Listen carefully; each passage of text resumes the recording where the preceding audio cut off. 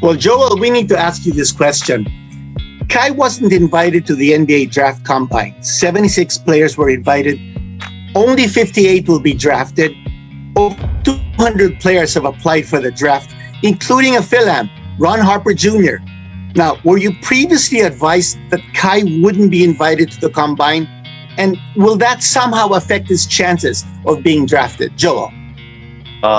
Yes, no, yes, maybe. There. Okay.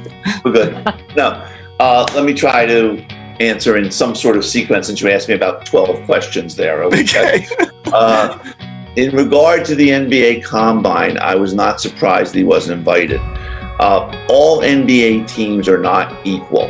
It's not an accident. Some teams are always near the top, Miami, for example, and some teams are always near the bottom. I won't mention names.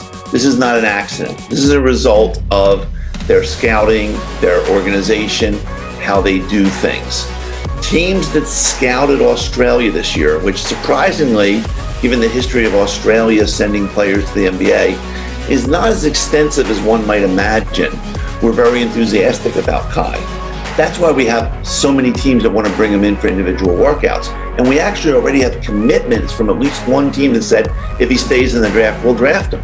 We have that already. Mm-hmm. We're not sure that's the right place for him, and that's going to be a decision Kai and his family, his advisors make at the right time. But the point I'm being here is, what needs to be understood is there's a lot of, I don't want to say trickery, but sort of gamesmanship when it comes to the NBA pre-draft camp. Example, let me ask you this, Quinito.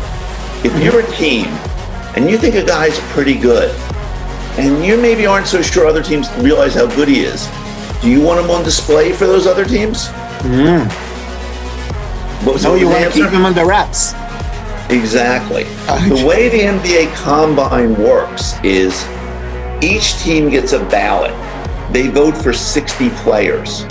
Then they just basically do a popularity contest. Who has the most votes? What 75 players or whatever the number is have the most votes. So if you're a team that thinks a player is pretty good, but you're not positive other teams realize it, the last thing you're going to do is vote for him because you don't really want him in a display case.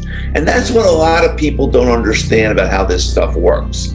Now, the teams that have invited Kai that I've spoke to, and I spoke to them during the year, of course, are very enthusiastic about Kai. His potential, what he accomplished this year.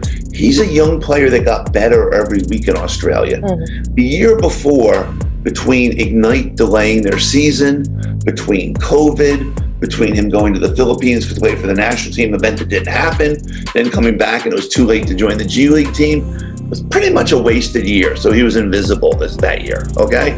Then we have this year. If a team doesn't scout Australia well, he's invisible to those teams. So we've got a minority of teams that are incredibly enthusiastic about him. And guess what? Those teams didn't want him in Chicago because they don't want other teams seeing, hey, wait a second, we got a 7-3. In any event, that's the way the NBA Combine and NBA works, okay? That's why sometimes you see players become first-round picks or high second-round picks. Who is this guy? He wasn't invited to Chicago.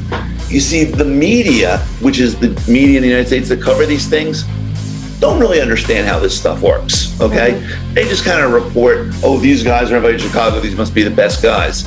Not true, okay? If it was true, I'll give you an example here.